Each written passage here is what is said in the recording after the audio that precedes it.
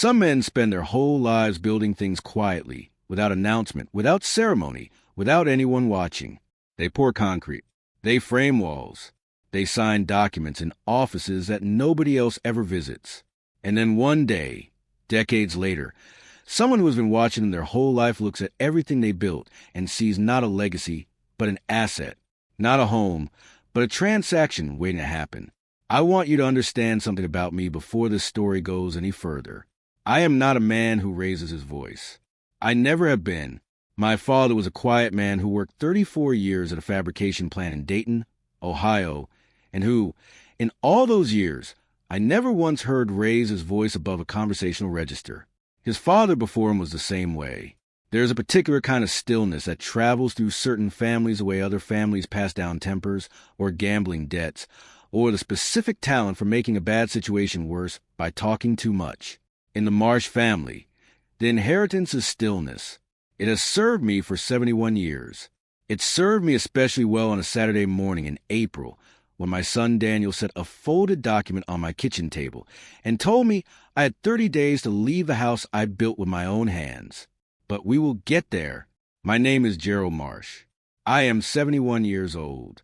I live in Columbus, Ohio, on a street called Delwood Avenue, in a house I framed, wired, plumbed, and finished myself between April of 1983 and June of 1984.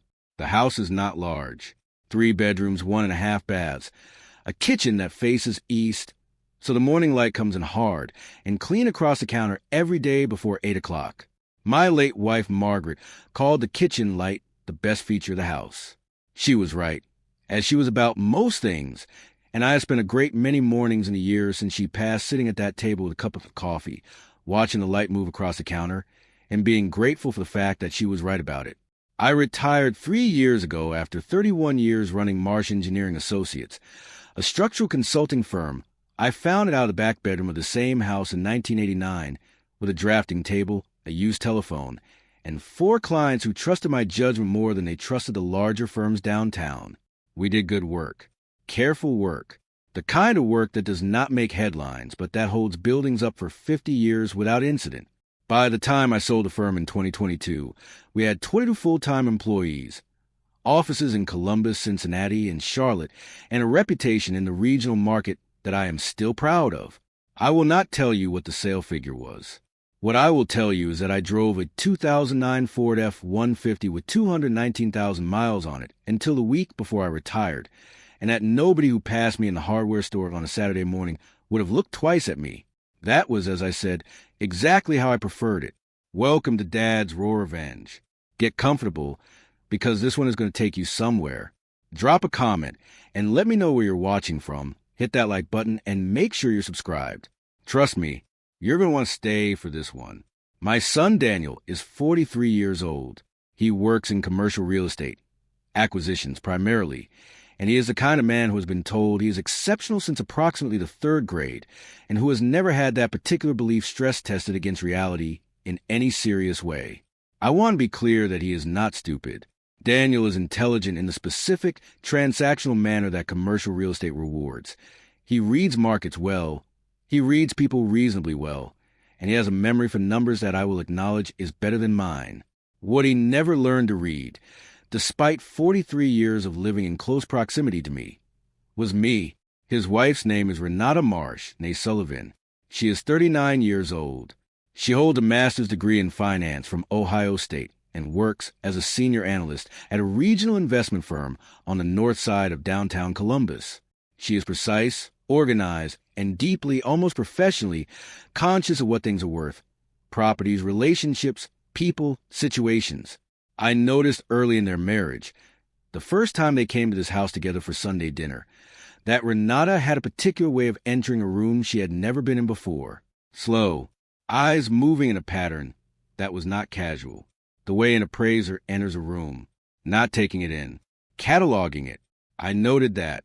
I did not say anything about it. That is, as I have mentioned, my way. They married in September 2014 at a venue in Dublin, Ohio. That cost, I was told by someone who had looked into it, somewhere in the neighborhood of $42,000 for the evening. I wore my good suit. I gave a toast that made the room laugh in the right places. I drove home afterward in the F-150 and went to bed at 10:30 p.m. because I had a site visit in Cincinnati the next morning at 7 o'clock. Margaret died in November of 2019.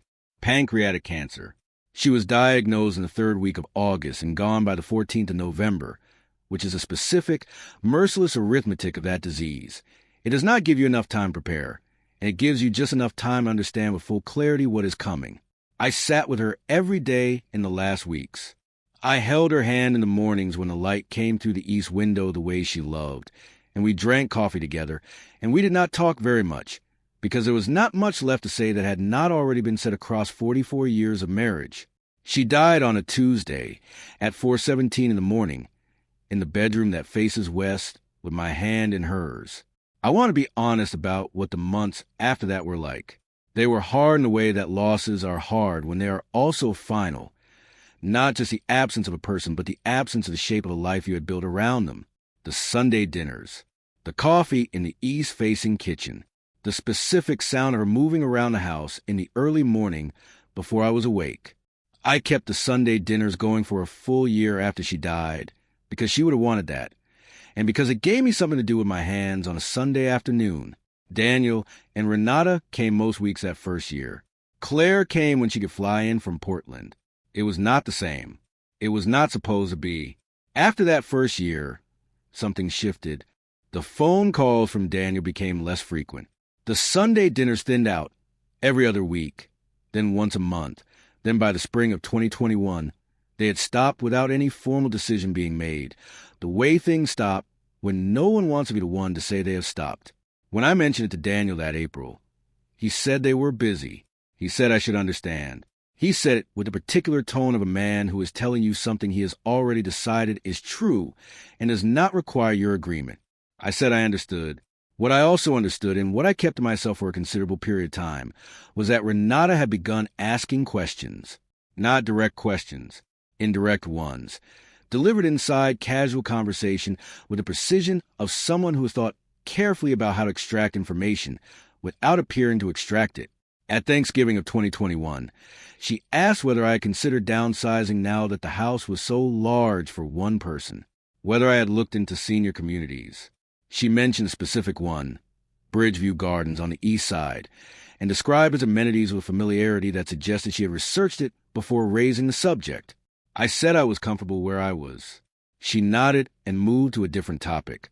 At Christmas of 2022, she asked whether I had updated my estate documents since Margaret passed. I told her I had an attorney who handled those matters. She asked his name. I told her Raymond Kowalski, and that he had handled my legal work for 22 years. She wrote it down on a small notepad she kept in her bag. I watched her write it down. I did not say anything. In March of 2023, Daniel called and asked whether I would consider putting the house into a family trust for estate planning purposes. To avoid probate, he said. He used the correct terminology in a sequence that indicated Renata had prepared him for the conversation. I told him I would think about it. I did not think about it. What I did that same week was call Raymond Kowalski. Raymond Kowalski is 67 years old.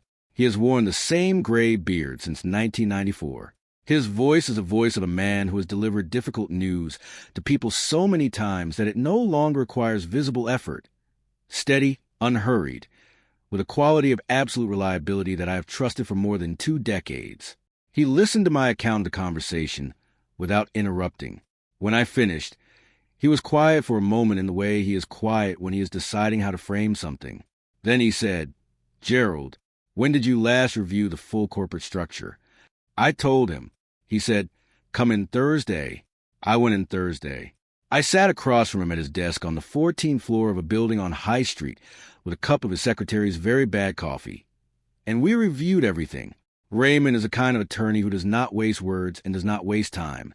And what he said to me that Thursday afternoon, across 3 hours in a yellow legal pad filled with his careful handwriting, was this. The structure was sound, but there were amendments worth making. Clarifying amendments.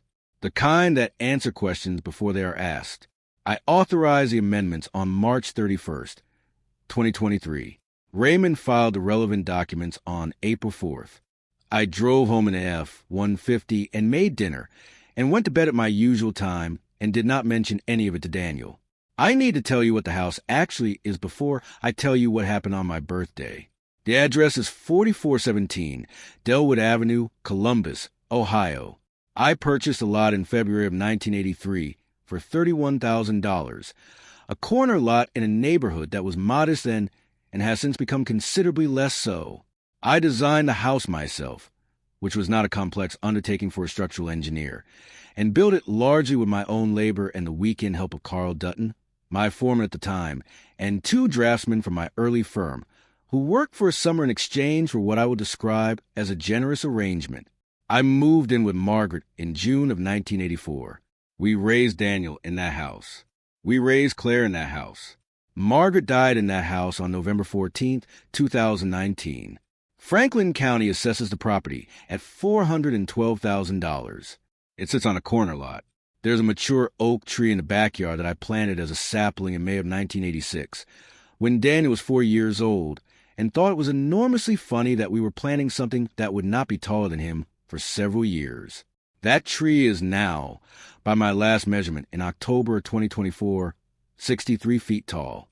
What Daniel and Renata did not know, what they had no particular reason to know, because I had never discussed it with them, and because Raymond Kowalski is a thorough man who understands that the value of certain information lies precisely in its not being widely distributed, is that 4417 Delwood Avenue is not owned by Gerald Marsh.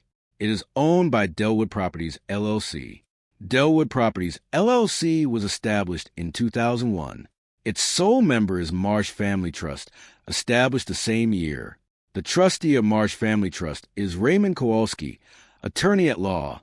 The beneficiaries are Gerald Marsh during his lifetime, and upon his death, Claire Marsh Holloway and such additional individuals as Gerald Marsh shall designate in a signed written instrument delivered to the trustee.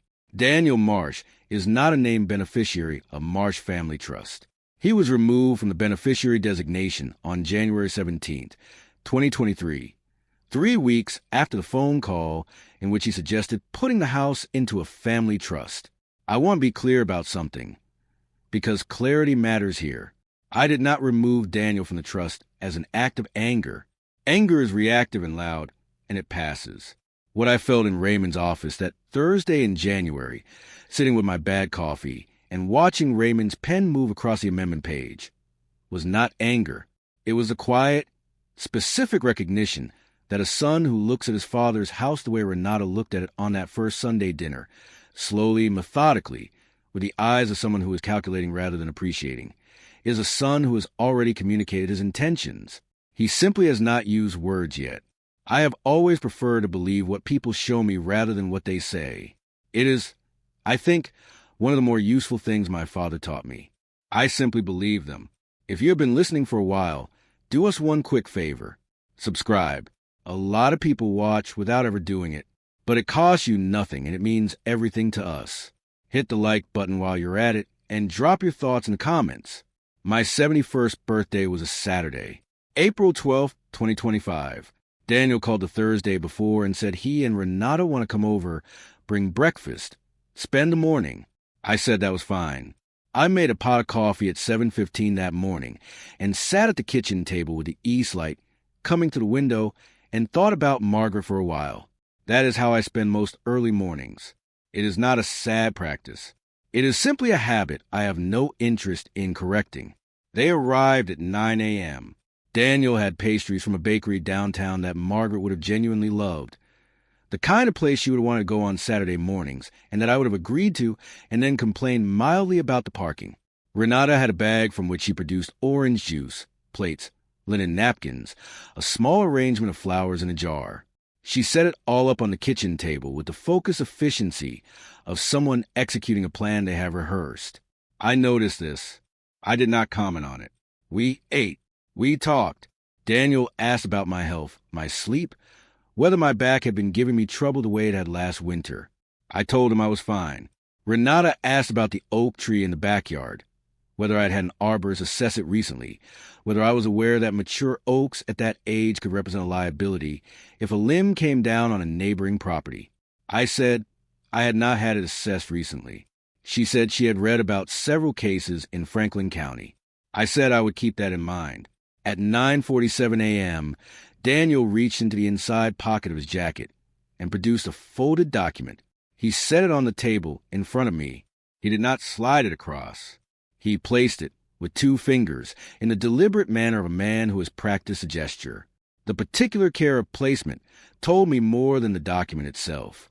He said, "Dad, Renata and I have been talking seriously about this for a while now. We think the time is right. We need the house. You have 30 days to make other arrangements." I looked at the document without touching it for approximately 4 seconds. Then I picked it up and unfolded it.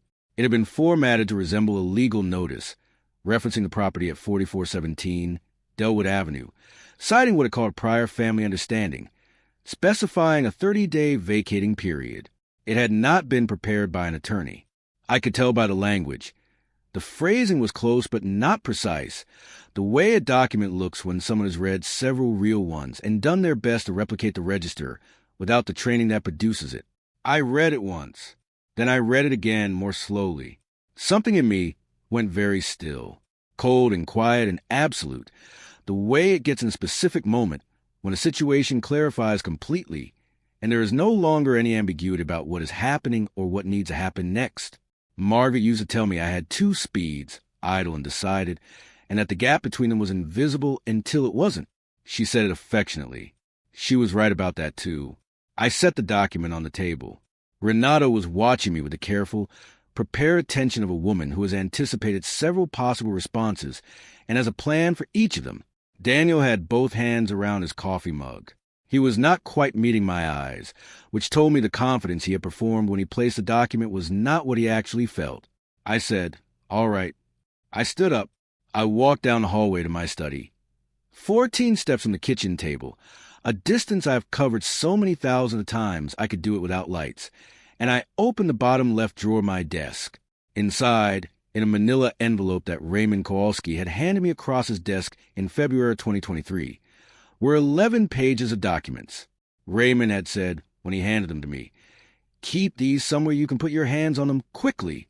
I had kept them in that drawer for 2 years and 1 month and 17 days. I carried the envelope back to the kitchen. I set it on the table in front of Daniel. I sat down. I poured myself more coffee from the pot on the counter. I said, "Take a look at page 3. Daniel opened the envelope. He removed the documents and went through them in order. Page 1.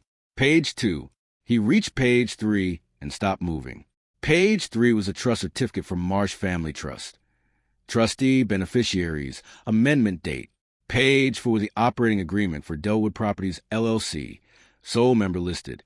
Page 5 was a Franklin County property record for 4417 Delwood Avenue, owner of record listed.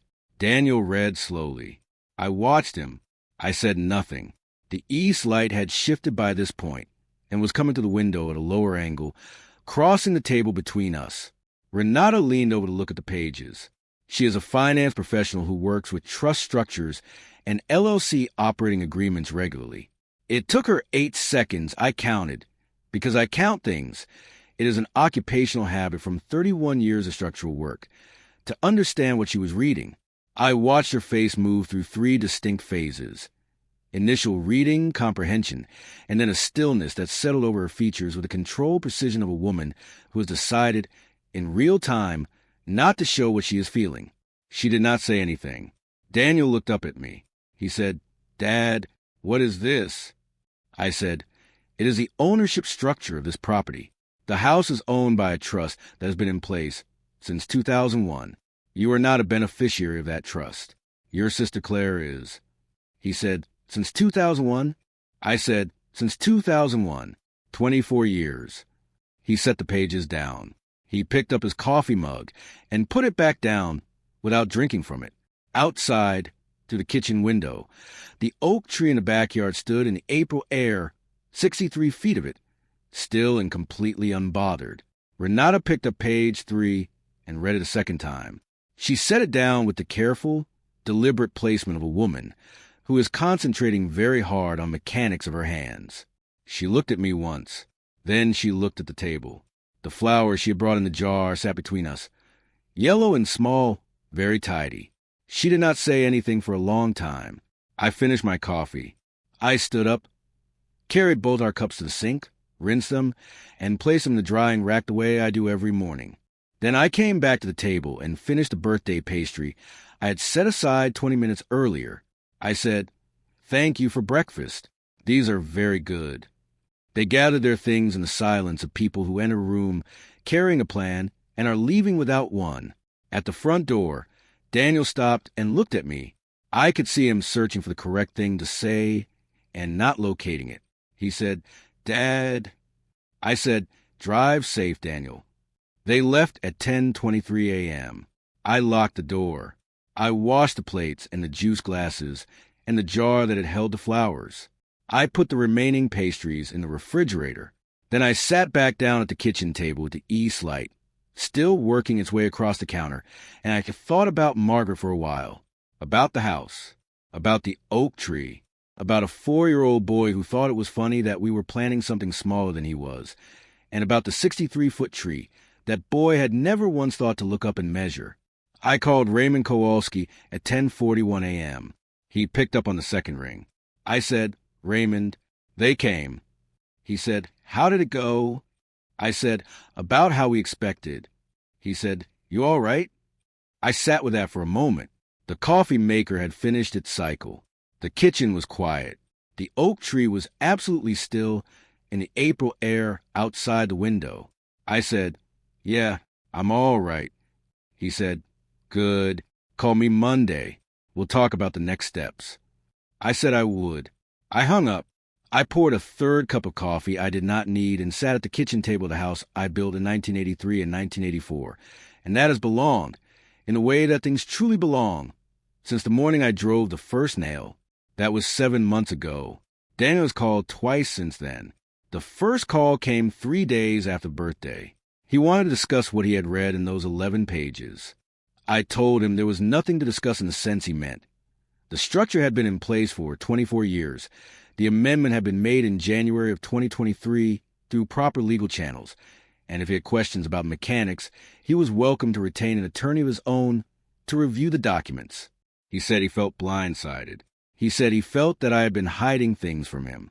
I told him, as carefully as I knew how to, that a man who prepares a document designed to remove his 71-year-old father from his own home and delivers it on that father's birthday has already made a statement about his intentions that requires no further interpretation, that the envelope in my drawer was not a trap. It was an answer to a question he had been asking in various forms for several years. The question was, "What do you have and how do I get it?" The answer, as it turned out, was, "Less than you thought and you don't." He did not call again for 6 weeks. The second call was a different kind of call. Quieter. He asked how I was. I told him I was fine. He asked whether I had had the arborist look at the oak tree the way Renata had suggested. I told him I had. A man named Dennis Pryor from a firm on the west side had come out in October and assessed it as structurally sound, no significant risk, expected to stand without intervention for another 40 years minimum. Daniel said that was good. I said, "It is."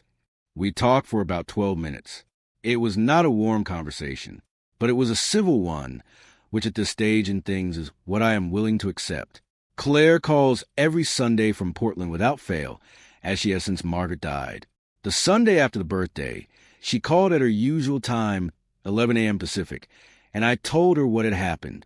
She was quiet for a moment in a way that Claire is quiet when she is deciding whether to say the sharp thing or the careful thing. Then she said, "Dad, are you okay?" I told her the same thing I told Raymond. I was all right. She said, "I am glad you had that envelope ready." I said, "Your mother always told me to keep my paperwork in order." Claire laughed at that. It was exactly the right thing to say. Margaret would have agreed with it completely. She would have said it first, probably, sitting right here in this east-facing kitchen, in the early morning light, with her coffee. I have been thinking in the months since April about what patience actually is, not as a personality trait, as a mechanism. A patient man is not a passive man. He is not a confused man. He is not a man who does not see what is happening around him or who lacks the capacity to respond to it.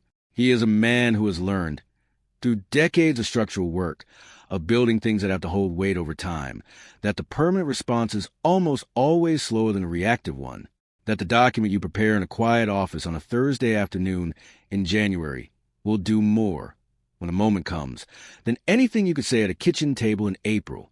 Daniel handed me a document on my birthday. I handed him 11 pages back. 31 years of building a firm. 24 years of a structure sitting in a drawer on Delwood Avenue, one April morning, and a manila envelope that was never locked, never hidden, never anything other than exactly where I put it. Some inheritances are paper, some are patience. And sometimes, if you have done the work and kept your paperwork in order and trusted the right people for 22 years, they are exactly the same thing. If you enjoyed this story, join our community by hitting that like button and subscribing for more real, raw, and family-centered stories. And as always, thank you for being a part of Dad's Raw Revenge. I will see you on the next one.